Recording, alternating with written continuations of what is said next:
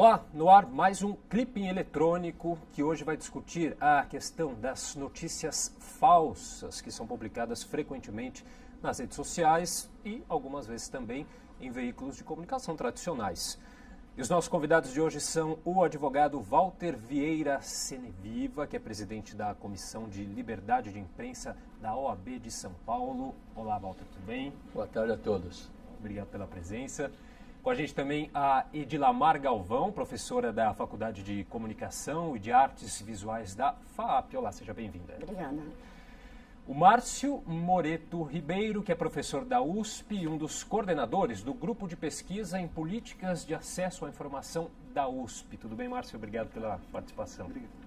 Completando aqui a nossa mesa de debate, o Maurício Pimentel, professor do curso de TEC da ESPM. Tudo bem?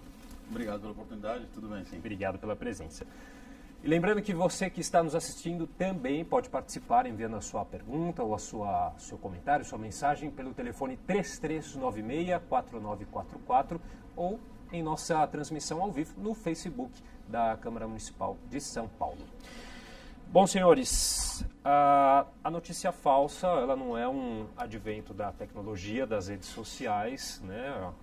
Acredito que ela tenha surgido muito antes, junto com a notícia, mas com certeza esses fatores, a tecnologia, a rede social, contribuiu muito para que ela se propagasse aí com mais força, correto? Quem gostaria de começar esse debate, fiquem à vontade. A brincadeira que se faz é que se você quer cometer um erro ou uma bobagem de modo bastante rápido, faça isso com TI, né? Faça isso com tecnologia. No ambiente digital. Porque a capacidade de espalhar isso, a capacidade de levar isso para fora dos limites que você tinha imaginado é sempre muito grande. Agora a gente teve dois episódios mais recentes aí, um internacional com a eleição do presidente Trump nos Estados Unidos, que muito se fala também sobre a questão das fake news, as notícias falsas, que inclusive muitos dizem que ajudaram para a eleição do presidente. Aqui no Brasil também, na época até do impeachment da presidente Dilma, a gente também teve aí um pico de notícias falsas divulgadas, né? São os episódios assim mais recentes, só que estou me lembrando aqui no momento. Né? Eu acho que é importante a gente definir o que é uma notícia falsa, né? Porque uma notícia falsa, ela é uma construção que parte de algum dado verdadeiro. Então, a notícia falsa, ela se constitui como uma notícia falsa porque ela parece uma notícia. E esse é o problema dela, digamos assim, fofoca, mentira. Isso talvez faça parte da história da humanidade.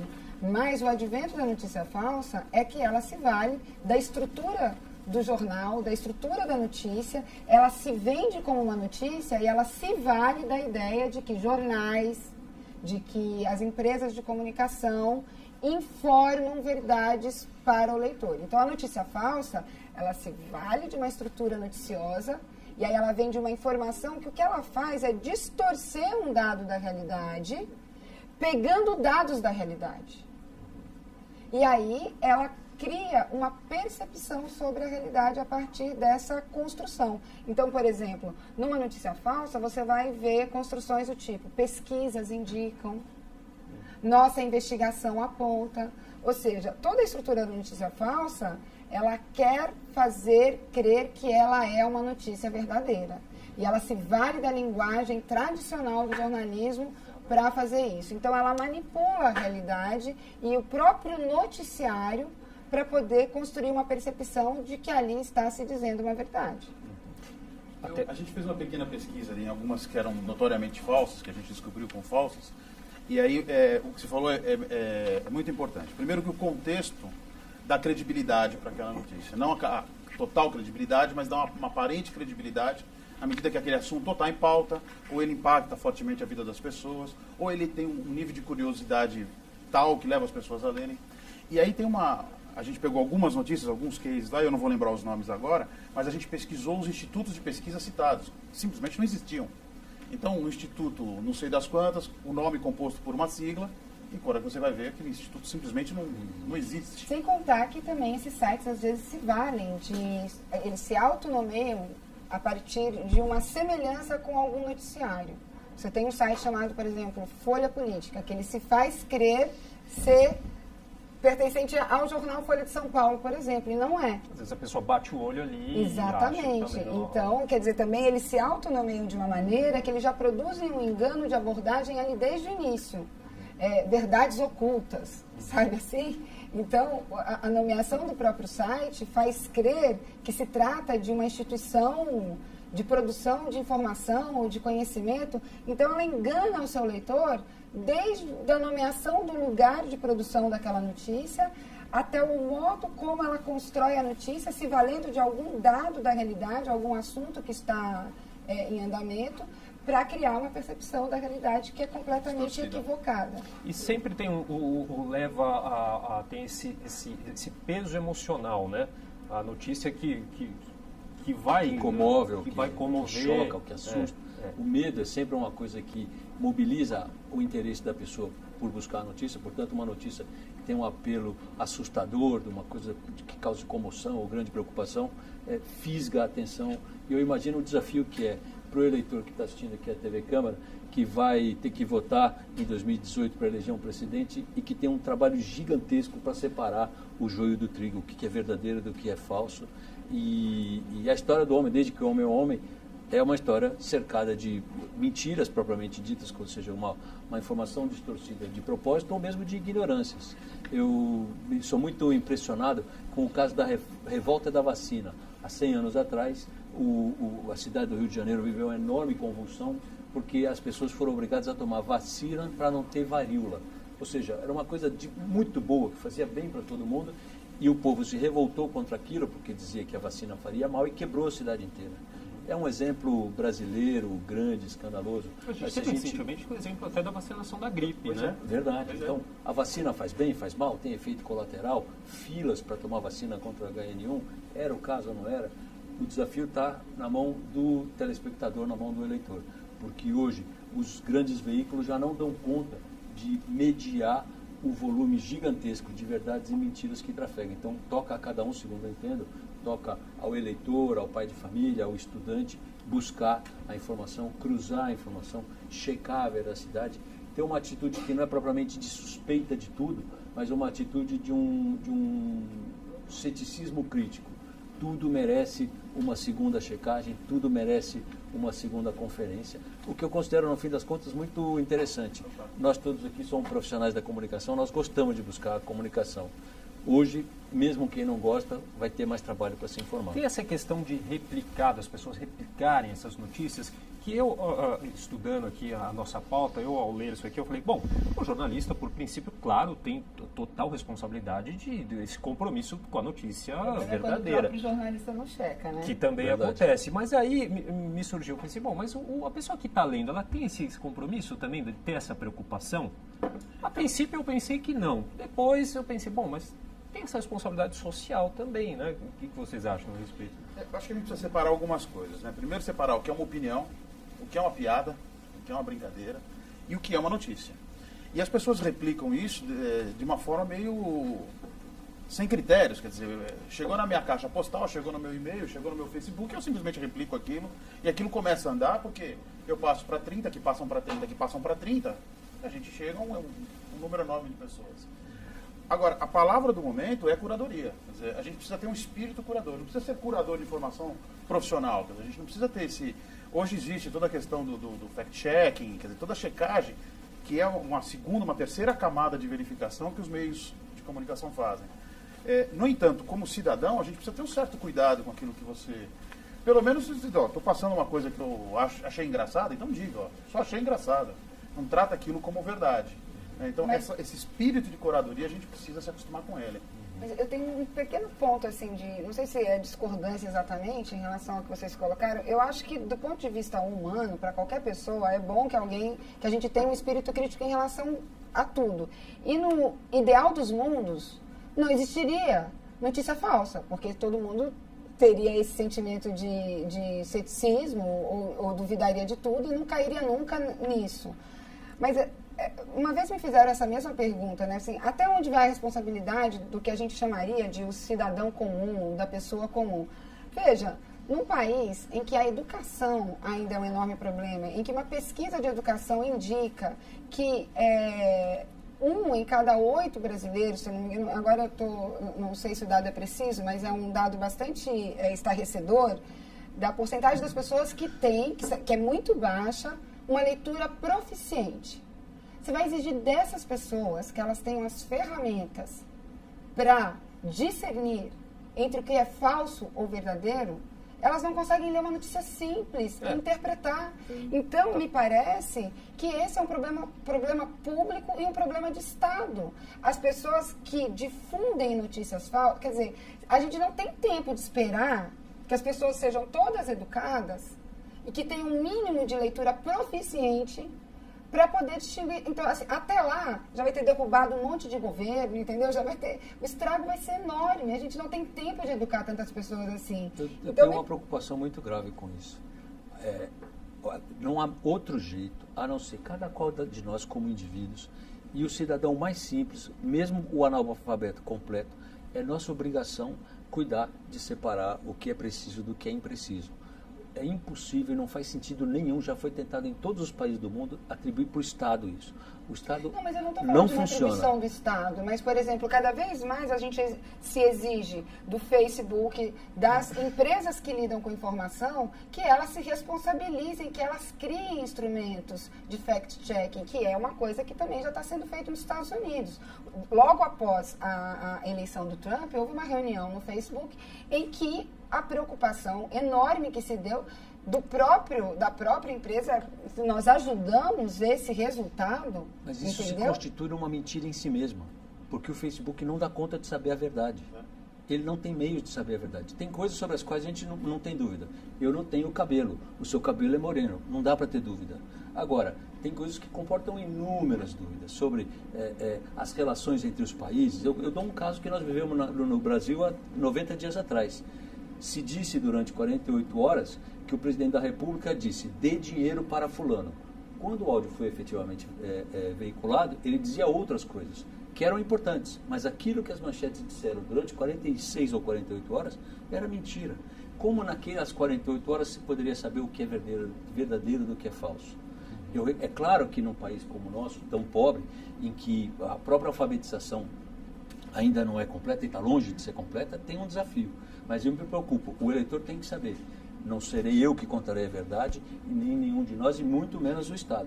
É um dever nosso, desse tempo contemporâneo, ter a preocupação de saber, puxa, se eu não cuidar do meu destino, se eu não cuidar do que é da minha conta, ninguém vai cuidar de mim. Depois a gente vai dar umas dicas aqui também para as pessoas ficarem alertas a isso. Mas eu queria colocar o Márcio um pouquinho no debate com a gente.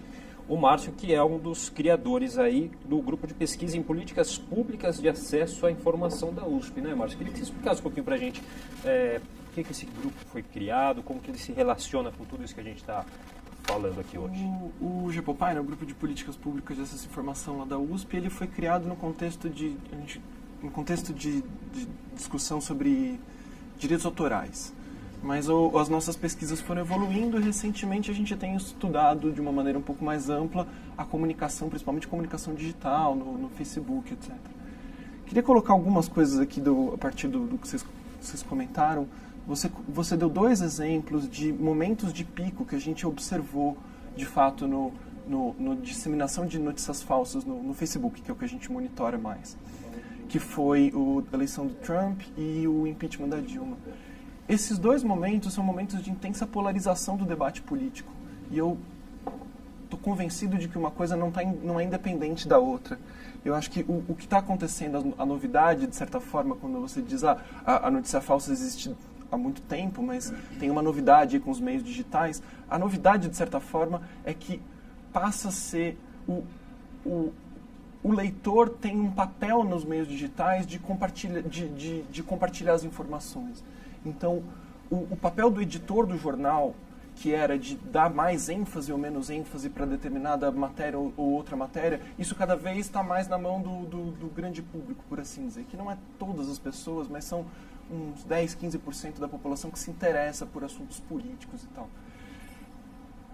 Esse grupo, que é a esfera pública, que está interessado por assuntos políticos, tanto no Brasil quanto nos Estados Unidos, ele está absolutamente polarizado. E isso eu acredito que seja um dos maiores motivos para a disseminação de informação falsa. Porque num contexto de polarização, cada qual está tentando defender o seu lado de maneira irrefletida, de certa forma. Ela já formou opinião e aí ela está só compartilhando aquilo que corrobora a opinião já formada. E em entra aquele muitos elemento casos, emocional que a gente falou você também. acaba compartilhando aquilo que é falso, porque aquilo corrobora aquilo com o que você já pensa. Exato. Então, que aí tem a coisa que é o viés de confirmação, né? Então, o fabricador de notícia falsa, ele é um especialista em, digamos, capturar certas emoções, certas ideias que as pessoas têm sobre as coisas e fazer um título que chame aquele público específico em relação a isso. Agora, há uma diferença, por exemplo, entre notícia enviesada, dada pelos grandes meios de comunicação, e notícia falsa. Então, uma coisa, sei lá, determinados meios de comunicação têm um viés de leitura da realidade, que eu posso identificar com... Mas essas empresas de comunicação, elas não estão interessadas em produzir ou fabricar notícias falsas. Elas têm um viés de leitura de realidade que combina, digamos, com o conjunto de leitores que se identifica com aquela publicação. Não tem a ver com sensacionalismo. Não. Algumas empresas, sim. Mas eu não quero citar os nomes para poder, sabe, identificar tal revista com tal leitor e tal. Mas existem empresas tradicionais de comunicação que têm determinados leitores que se identificam mais com uma linha mais conservadora, ou mais de esquerda, ou mais de direita, ou mais de centro, etc. E aí você pode, por exemplo, não gostando daquele viés, criticar aquela revista e tal. Mas ela não é fabricadora de notícia falsa. O problema da fabricação das notícias falsas é que, por exemplo, um sujeito numa cidade abre um site e começa a produzir notícias deliberadamente falsas, para que viés que seja, porque simplesmente cada clique que ele tiver naquele título, ele vai ser remunerado por isso. Sim. Então, algumas das estratégias que estão sendo discutidas com o Facebook, com o Google, por exemplo, e o próprio Facebook e o Google estão criando tarjas pretas, por exemplo, já fazem classificação. Fazendo classificação das notícias, ajudando o seu leitor a identificar, por exemplo, lugares de origem no meio digital, porque eles já começam a desenvolver equipes de apuração para identificar esses lugares de origem. Então, o que eu estou dizendo, e também eu acho que essa é uma discussão que se deve fazer, particularmente, mas imagino que deva haver outras opiniões, não acho que isso deva ser, sei lá, uma função do Estado, ou de que maneira que deva ser, mas me parece uma estratégia muito interessante quando, uma vez identificados esses sites que se remuneram a partir do clique em qualquer coisa, que a empresa corte a remuneração daquilo, entendeu? Porque aí a notícia falsa existe porque dá lucro. Eu queria contar uma história rápida do professor. Eu sei de jovens que no leste europeu ganham milhares de dólares criando esse tipo de site que a professora está comentando. Mas eu faço uma pergunta para a professora e professor. Um dia, os Estados Unidos disseram que tinha armas químicas no Iraque. E eles invadiram o Iraque, depuseram o seu presidente, destruíram o país e depois devolveram o lixo para o povo iraniano. Isso gerou o ISIS depois. A Inglaterra e o Reino Unido cooperaram com isso. Se o telespectador se interessar por conhecer essa história, tem um relatório recente do Parlamento Britânico revelando que tudo era uma grossa mentira. Talvez se o telespectador confiasse no Facebook daquele tempo, o Facebook podia ter bloqueado quem dissesse que não tinha arma química no Iraque. Pô, esse sujeito é a favor do Saddam Hussein é um assassino e tal. Só que era verdade que o Saddam Hussein era um assassino, mas era uma grossa mentira que houvesse armas químicas lá. Tem um desafio, e por isso que eu defendo que só a gente, enquanto telespectador, a cada instante, a todo dia, a vida toda, pode, no fim das contas, formar os juízos definitivos. Porque coisas que parecem verdades irrecusáveis, como tem arma química no Iraque, depois se descobre, era uma grossa mentira. Nós tivemos uma invasão alienígena anunciada pelo rádio. Verdade, no caso do Arthur, é verdade. Houve uma invasão anunciada pelo rádio. Então, mas aquilo não era uma fake news. Eu acho que a gente tem que tomar cuidado com essa questão da definição. Governos mentem. Governos podem mentir. A realidade hoje nos traz, a história nos traz essa realidade. Então, governos mentem e mentem porque têm determinados interesses de poder. Então, assim, e isso é péssimo. E é exatamente por conta, talvez, me parece, desse lastro, que as teorias da conspiração se multiplicam. As pessoas já estão preparadas para pensar que qualquer coisa pode ser mentira, no certo sentido. E aí, quer dizer, você não tem em quem confiar? Bom, não tem em quem confiar, sabe? Se um governo mente, por que eu vou confiar que o governo está dizendo que a vacina é boa e não é? Se o governo pode mentir. Por isso que eu estou dizendo. Deixa eu fazer uma provocação aqui. De tudo que eu leio no meu dia, eu leio um determinado volume que eu não sei quantificar, o que eu leio de governo, ou o que eu leio cuja fonte é o governo, é muito pouco. Eu leio 90% do meu dia, eu leio coisas que vêm ou de determinados canais de jornalismo, ou que vêm do mundo acadêmico, ou que vêm da opinião de várias pessoas que eu gosto de ler opinião, inclusive se for uma brincadeira. E a gente precisa tomar um certo cuidado e dizer assim, não, existe um ente, seja ele o governo, a igreja, o sindicato, o partido, sei lá existe um ente que gera um volume maior do que o resto da sociedade. Não é verdade. O volume de informação, falsa ou verdadeira, que a sociedade gera em comparação a qualquer outro ente que a gente queira considerar, é sempre muito maior. E tem uma palavra aí que é fundamental, que era isso que eu ia dizer. Existe interesse na emissão da notícia. Esse interesse pode ser o interesse de falar a verdade, esse interesse pode ser o interesse de falar mentira. Então, mas é que o interesse do jornalismo tem que ser o interesse da verdade, né? Do jornalismo. Do jornalismo. Agora, existe um interesse também de interpretação. Quer dizer, eu quero interpretar isso de algum jeito que me satisfaça, ou que bate com o meu repertório anterior, ou que me convença de alguma coisa que eu ainda tenho dúvida. E aí a gente cai numa seara de variáveis ali, né? A TI vai tratar como variáveis, que tornam muito complexa essa análise de conteúdo em geral. O que eu acho importante, a gente tem que ter senso crítico, isso é o que eu diria para os meus filhos. E olha, o que você está lendo na internet, leia com cuidado. O que você está lendo nos jornais, leia com cuidado. Mas a gente não pode matar a capacidade de interpretar e a capacidade de repassar a informação. Deixa eu só relembrar aqui o telefone para as pessoas participarem, mandarem perguntas, comentários, 33964944, ou também pela nossa transmissão ao vivo pelo Facebook aqui da Câmara Municipal. Queria fazer uma pergunta aqui diretamente para o Márcio. É um ponto até que a Edilamar levantou aqui, sobre esse comportamento de consumo. Quer dizer, esse volume de notícias acaba afetando muito nesse comportamento do consumo da notícia, né? Sim. Tô tentando fazer um sentido aqui da conversa. Se eu estou entendendo o que a Edilamar está tentando explicar, e me corrija se estiver errado, é que existe o papel do consumidor das notícias hoje em dia na replicação, e existe a produção de matérias falsas. O que eu estou entendendo é que, de certa forma, parece mais fácil para a gente regular a produção, porque é um grupo menor, é um grupo pago, mal profissional, mas pago, certo? E eu acho que isso eu acho que talvez parece que é mais simples a gente regulamentar uma parte do que a outra. Eu concordo com as ponderações do Walter e do Mauro de dizer que existe toda uma zona cinza do que é uma notícia falsa e o que não é. Mas é claro, tem extremos. Quer dizer, por exemplo, teve um caso que aconteceu com a gente, especificamente, um desses sites de notícias, um desses pequenos sites de notícias, divulgou uma matéria dizendo que o meu grupo, nosso grupo do Gepopai, teria feito um estudo listando os maiores produtores de notícias falsas do Brasil. É um estudo que a gente simplesmente nunca fez.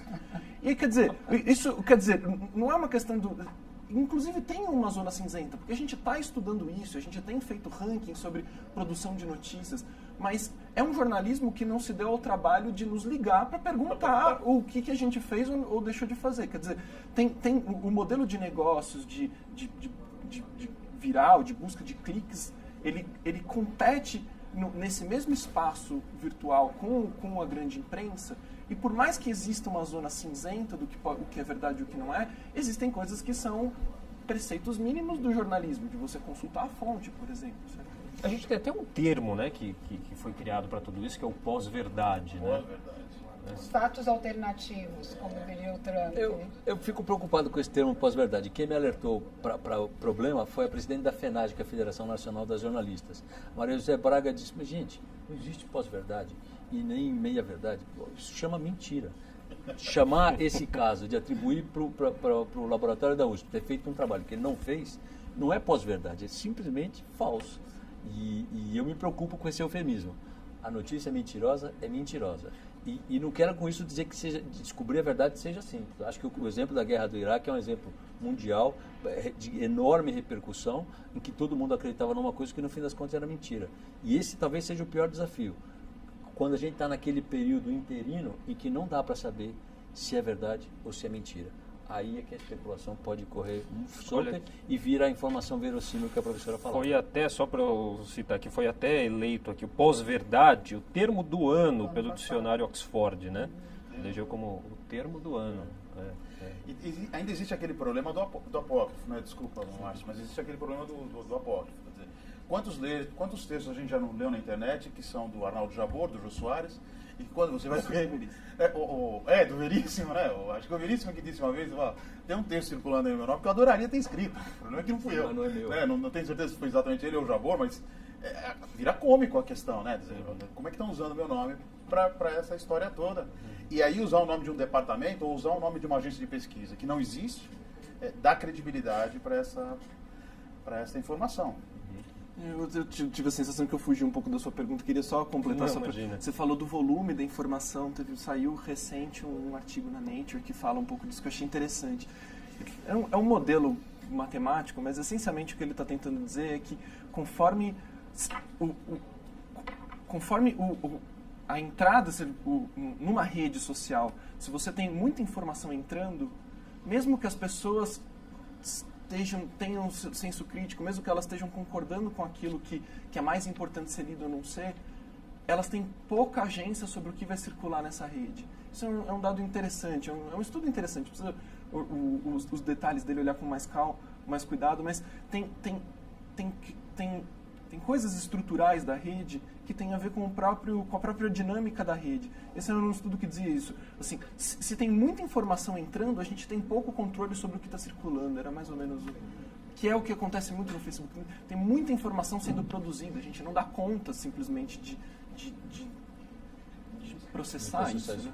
Posso pegar um gancho nessa questão? A gente lá na SPM tem feito um trabalho com computação cognitiva, ou seja, utilizar a inteligência artificial para analisar algumas coisas. Um trabalho muito incipiente ainda, muito inicial. Mas nesse caminho todo a gente acabou fazendo um evento ali junto com a agência Lupa, que é uma agência de fact-checking. E aí surgiu uma questão que eu acho fundamental. Seria possível e positivo que nós pegássemos uma ferramenta de inteligência artificial, Watson, Siri, sei lá eu quem, e trouxesse essa ferramenta para fazer análise de conteúdo, de modo que ela nos dissesse no final do dia o que é verdade e o que é mentira. E aí eu separo essa pergunta em alguns pedaços. O primeiro pedaço, é possível? Eu acho que com certa garantia, não com 100% de garantia, é possível. Então a gente teria uma ferramenta de inteligência artificial que fosse capaz de analisar esse negócio, analisar num contexto maior, ler artigos anteriores sobre o mesmo assunto e dizer, isso aqui é verdadeiro ou não é verdadeiro. A segunda questão é, isso seria positivo enquanto construção de conhecimento, enquanto construção de senso crítico? Isso seria positivo sobre a ótica da liberdade de comunicação, de imprensa? Seria o assassinato da liberdade de pensar e de se expressar. Seria alguma coisa escatológica, uma coisa horripilante. Pois é. E aí vem uma questão ética, quer dizer, nós estamos autorizando e cobrando de uma máquina que ela nos diga o que eu acho que é verdade ou não. Quer dizer, no fundo, isso cai numa seara ética ali de discussão, em que a gente vai começar a discutir se um algoritmo, se uma ferramenta matemática, ou um modelo matemático, é capaz ou não de chegar no final da notícia e me dizer, olha, acredite nisso ou não acredite nisso. Eu tenho a impressão que a gente cai aqui num dilema ético e razoavelmente perigoso. E sem nenhuma intenção de defender Facebook, Google, seja lá quem for, eu tenho a impressão que quando a gente cobra isso deles, a gente, na verdade, está tentando atribuir essa decisão a uma ferramenta, a uma máquina. É que eu acho que a gente não está diante de escolhas que são excludentes, ou uma coisa ou a outra coisa. Assim, eu insisto que, por exemplo, olha, digamos, se o Trump mente sobre algo e uma notícia reproduz a declaração que o Trump deu, a notícia sobre o que o Trump falou é verdadeira. O Trump é que mentiu. Ele disse isso. Ele disse isso. Então, existem mentiras sendo contadas no mundo desde sempre, por governos, por empresas, etc. Eu posso noticiar ou dar declarações, ou reproduzir as declarações dadas pelo governo. Então, por exemplo, se na época da guerra do Iraque, a imprensa reproduziu a informação de que os Estados Unidos estavam dizendo que havia armas químicas, a imprensa não estava mentindo, ela estava reproduzindo uma informação oficial, que se descobre depois pela própria imprensa que o governo estava mentindo. O que nós estamos, assim, se a gente está definido, né, que o nosso tema é o fake news, a gente também fez um ciclo lá na FAAP, que era sobre fake news, a gente está discutindo o tempo todo lá no nosso curso de jornalismo a dimensão da fake news. Acho que tem uma dimensão, existem muitas coisas velhas dentro da fake news. E existem algumas coisas novas na fake news. As coisas novas relativas às notícias, ao que é falso, à produção da mentira, é a facilidade de você abrir empresas no ambiente digital com o objetivo deliberado de fabricar uma notícia falsa, imitando o estilo jornalístico e manipulando os dados da realidade. É aí que eu acho que entraria a necessidade da discussão que eu tenho feito com outros especialistas, quer dizer, quando alguém mente deliberadamente, não porque a pessoa errou na notícia, porque, veja, os jornais erram, mas eles não têm a função de mentir. Eles não foram criados para mentir. Então, isso é uma diferença. Então, assim, por exemplo, a ideia de que empresas de comunicação surgem com esse objetivo, ela já data desde o século XVII. O Roberto D'Arton, num livro chamado O Diabo na Água Benta, ele relata como que os libelos, no final do século XVII, derrubaram o regime, entendeu? Na França, por meio de gente que contratava, aristocratas contratavam escritores, não eram jornalistas, para produzir notícias falsas. E qual era o assunto? Em geral, a vida privada, sexual daqueles governantes. Então, isso do século XVIII.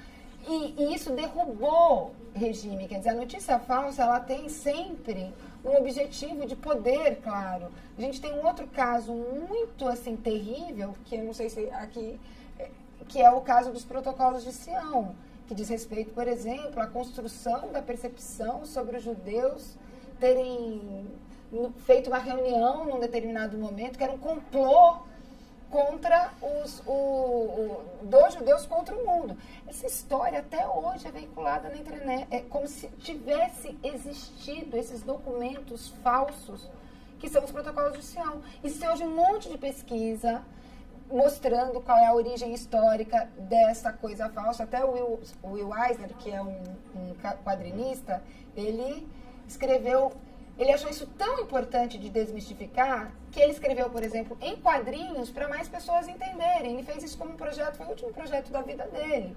E você veja, isso sustentou uma percepção horrível na história, que sustenta até hoje. Então, as notícias falsas são um enorme problema porque as pessoas tomam decisões nas suas vidas políticas, de percepção sobre o mundo, baseado naquilo que elas acessam. E se aquilo que elas estão acessando é algo mentiroso, falso, as conclusões que elas produzem sobre a realidade e as decisões que elas tomam estão baseadas em informações falsas e vão produzir uma realidade horrível. Como a notícia falsa chega na vida das pessoas comuns, né?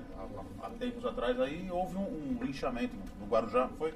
Claro. Por causa de uma mulher uma inocente acusação. foi morta. Foi morta. Nossa, quer dizer, uma pessoa comum, ela não era governante, ela não era imperatriz, ela não era uma pessoa comum, acusada. Aquilo gera uma movimentação, uma catarse, uma comoção, por uma notícia falsa que mata uma pessoa. Então, esse impacto é o impacto que a gente precisa analisar. Quer dizer, como é que essa notícia falsa chega de fato no meu café da manhã, como é que isso chega no meu dia de trabalho, como é que isso chega no trânsito.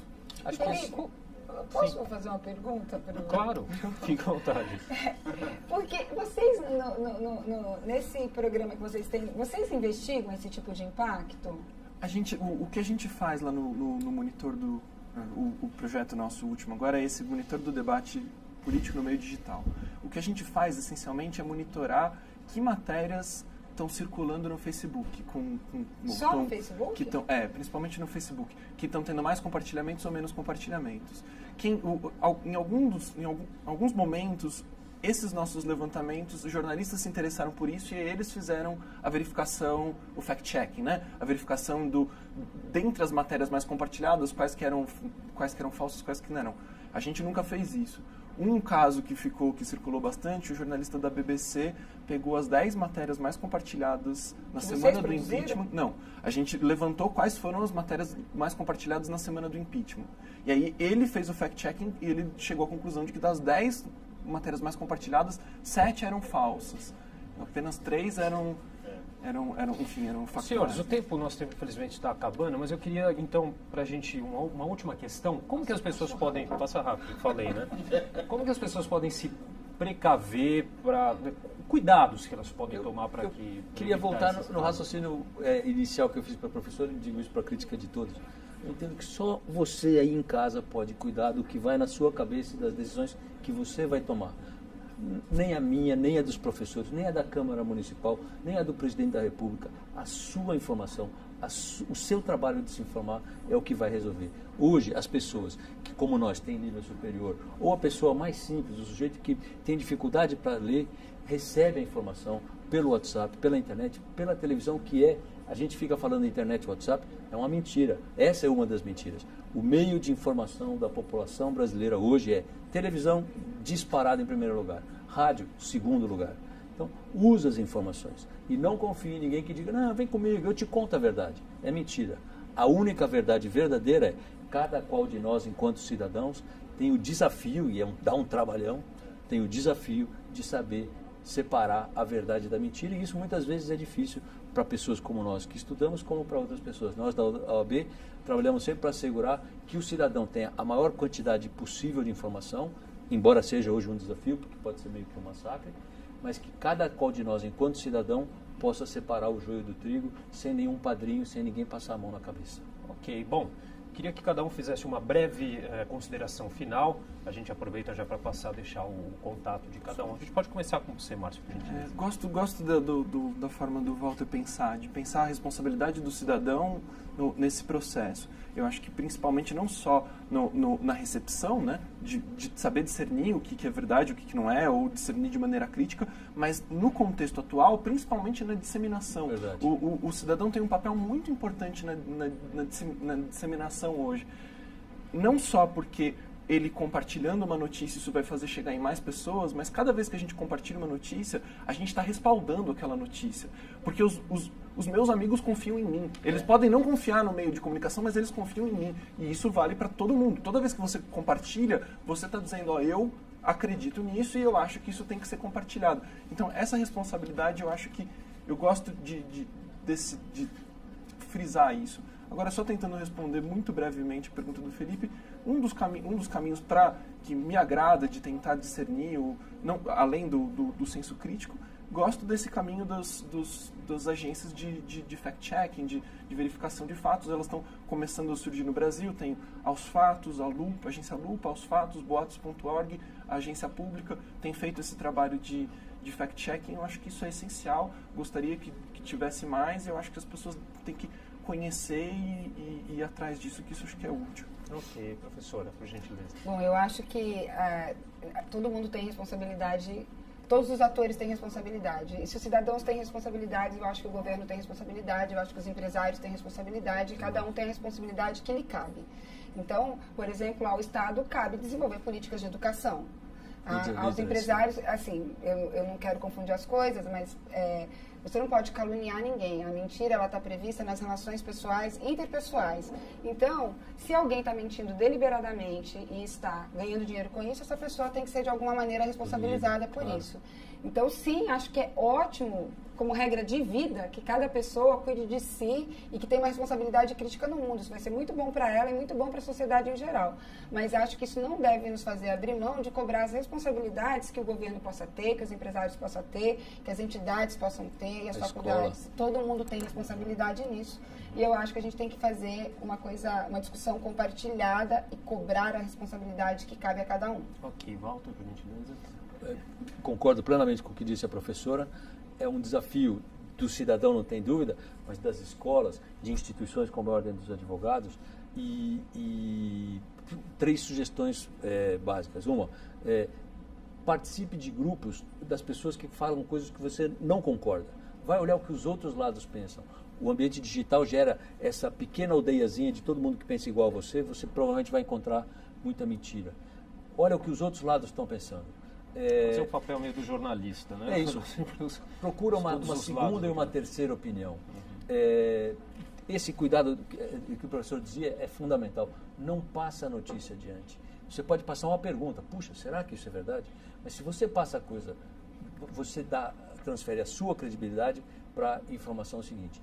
E a terceira coisa é participemos. Nós estamos na TV Câmara, a TV do Poder Legislativo da nossa cidade, que está se dirigindo para o eleitor, para o telespectador. Isso é fundamental, que no ambiente democrático todo mundo possa falar, como são os legisladores falando aqui, e todo mundo possa vir. Participar da vida democrática, às vezes é trabalhoso, mas é crucial. Tá certo. Professor Maurício, por gentileza. Olha, eu acho que a discussão sobre responsabilidade pessoal é fundamental, mas eu também queria olhar isso como uma ótica de oportunidades. Quer dizer, a notícia falsa, o meme do Facebook, do WhatsApp, também gera entre eu e os meus filhos possibilidades de conversa. Entre eu e minha esposa, possibilidades de conversa. Entre eu e minha mãe, possibilidades de conversa. Então, não raro, minha mãe vai ter que falar para mim, Maurício, você acreditou nisso aqui? Esquece. Não é? E eu vou ter que dizer isso para ela. Fala, mãe, não, a senhora acreditou nisso de novo, mãe. Não pode. Entendeu? Então, também são criadas oportunidades de conversa desse relacionamento muito um a um. Não estou falando em comunicação de massa, estou falando de falar com os meus filhos, com a minha esposa, com a minha sogra, com a minha mãe, e esclarecer coisas que eu sei, assim como deixá-los esclarecer coisas que eles sabem. E isso gera uma oportunidade de resolver um problema que tem sido grave, da conversa entre as pessoas, porque a gente está o tempo todo. Então, que isso também gere oportunidades de conversa esclarecedoras e de formação de opinião crítica. Ok. Bom, queria agradecer então a participação de todos. Obrigado. Acho que foi muito importante a gente falar sobre essa questão. Teria tempo para mais uma hora de programa, mas infelizmente não dá mais. Obrigado também a você que nos acompanhou. O Clipe Eletrônico de hoje vai ficando por aqui. Você fica agora com a sessão plenária. TV Câmara São Paulo, informação para a cidadania.